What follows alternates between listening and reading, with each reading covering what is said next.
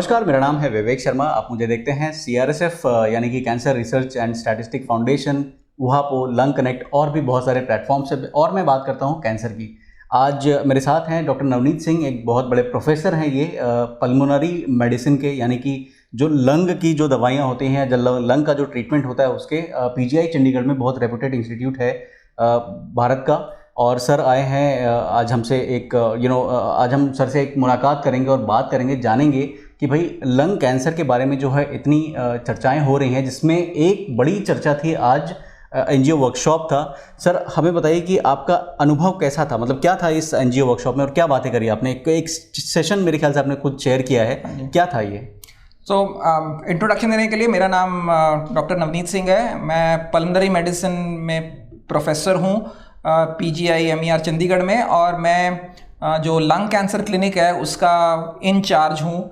और पिछले 15 साल से मैं लंग कैंसर का डायग्नोसिस और ट्रीटमेंट कर रहा हूँ। आज यहाँ पे एक NGO वर्कशॉप हुई थी जिसका फोकस लंग कैंसर था, और ये एक बहुत ही अच्छा स्टेप है जिसमें जो मरीज़ होते हैं लंग कैंसर को, उनको क्या क्या दिक्कतें आती हैं, क्या क्या इश्यूज़ आते हैं, उसके बारे में काफ़ी कुछ डिस्कस हुआ। इसमें हमें भी काफ़ी कुछ जानने को मिला और हमने भी अपना एक्सपीरियंस शेयर किया एज जो डॉक्टर्स ट्रीट करते हैं। इसमें कई चीज़ें निकल के आई हैं। एक तो कि पेशेंट्स का डायग्नोसिस जो है वो आम तौर पे लेट स्टेज में होता है। तो हमारा भी जो अपना डेटा या एनालिसिस है कि पेशेंट्स, आधे से ज़्यादा पेशेंट्स स्टेज 4 में या कि मेटास्टैटिक्स जिसको हम कहते हैं डिजीज़ में डायग्नोज होते हैं, और इस केस में क्योर की पॉसिबिलिटी बहुत कम होती है। जो अर्ली स्टेज जिसको हम कहते हैं, यानी स्टेजेस 1 to 2 में केवल 5% मरीज डायग्नोज होते हैं।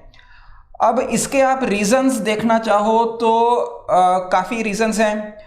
फर्स्ट एक रीज़न है कि किसी भी पर्सन को अगर खांसी वगैरह कुछ हो और वो अपने लोकल डॉक्टर या हॉस्पिटल में जाए, तो उसको बगैर इन्वेस्टिगेट किए सिर्फ TB का ट्रीटमेंट देना ठीक नहीं है। हो सकता है TB हो सकता है TB ना हो सकता है कैंसर हो सकता है कुछ और लंग्स की बीमारियां हो। TB तभी पक्का होता है अगर बलगम में TB पाया जाए या फिर कोई ऐसी जगह से बायोप्सी की जाए और उसमें TB के निशान दिखें। अगर वो सब नहीं है और सिर्फ कुछ फेफड़ों के सिम्टम्स हैं, जैसे कि खांसी है या छाती में दर्द है, बलगम में खून आना, वजन कम होना, एपिटाइट कम होना, ये सिर्फ ट्यूबरक्लोसिस में नहीं, ये लंग कैंसर में भी हो सकता है। ये कुछ और लंग्स की बीमारियां हो सकती हैं, फंगल इन्फेक्शंस या कुछ और इन्फ्लेमेशन की बीमारियां होती हैं, उसमें भी हो सकता है।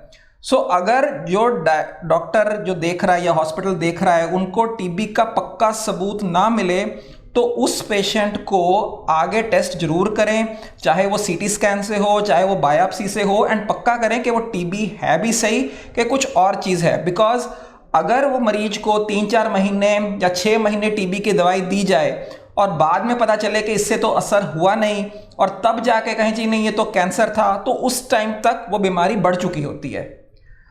जी, बहुत गंभीर बात बताई डॉक्टर साहब आपने। इस बारे में हम और चर्चा करेंगे और आप कहीं मत जाइएगा, बने रहिएगा हमारे साथ और stay tuned, will be right back.